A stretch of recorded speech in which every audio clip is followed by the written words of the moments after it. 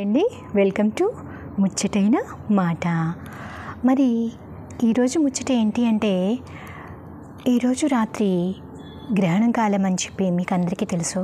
9:30 దగ్గర నుండి అలాగనే 1:30 వరకు మీ అందరూ ఈ పాటికే గ్రహణానికి ఏం చేయాలి, గర్భవతులు అయితే ఏం చేయాలి అనేది తెలుసుకుని ఉంటారు. నేను ముందు వీడియోలో ఆల్రెడీ పెట్టాను.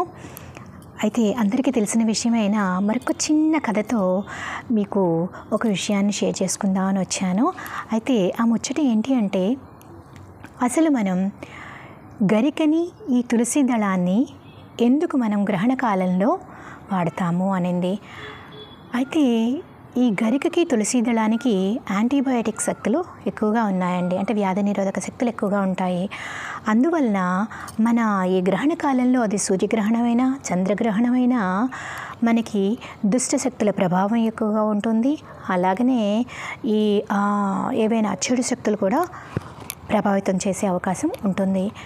అందుకని చెప్పి ఈ గరికను, తులసి దళాన్ని యాంటీబయాటిక్ వ్యాధి నిరోధక లక్షణాలు ఉండటం వల్ల మనం వాడే ఆహార పదార్థాలపైన కానీ, అలాగనే గర్భం ఎవరైతే దాలుస్తారో అంటే గర్భిణీ స్త్రీలకి దగ్గరగా కానీ మనం ఈ తులసి దళాన్ని, గరికను వాడతాము.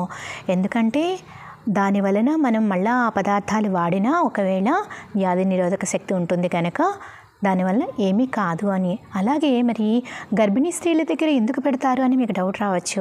అయితే ఈ గర్భిణీ స్త్రీలకు ఎందుకు అంటే, పిండానికి ఎటువంటి చెడు శక్తులు కానీ సోకకుండా, ఎటువంటి దుష్ట శక్తులు గ్రహణ కాలంలో సోకకుండా మన గర్భిణీ స్త్రీల చుట్టూ వాళ్ళు పడుకునే ప్లేస్లో కానీ, అలాగనే పక్కనే ఒక బిందుతో నీళ్లు పెట్టి ఆ బిందులో పసుపు, తులసి దళాలు, గరిక పూస కానీ వేయటం కానీ చేయమని చెప్పి చెప్తారండి.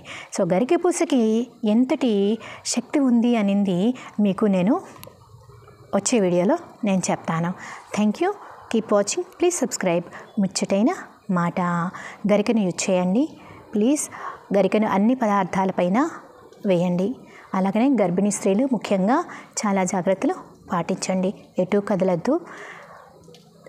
మంచంపై పడుకుని దేవుని నామజపం చేసుకోండి. ఏ రాశివారు ఏ నామజపం చేసుకోవాలో కూడా మీకు ముందు వీడియోలో నేను ఇచ్చాను. సో ఈ ముచ్చట మీకు నచ్చిందని అనుకుంటున్నానండి. ప్లీజ్ సబ్స్క్రైబ్ ముచ్చటైన మాట. మరొక వీడియోలో మీకు ఈ గరిక పూస కోసం ఒక చిన్న కథ మీకు చెప్తాను. Thank you.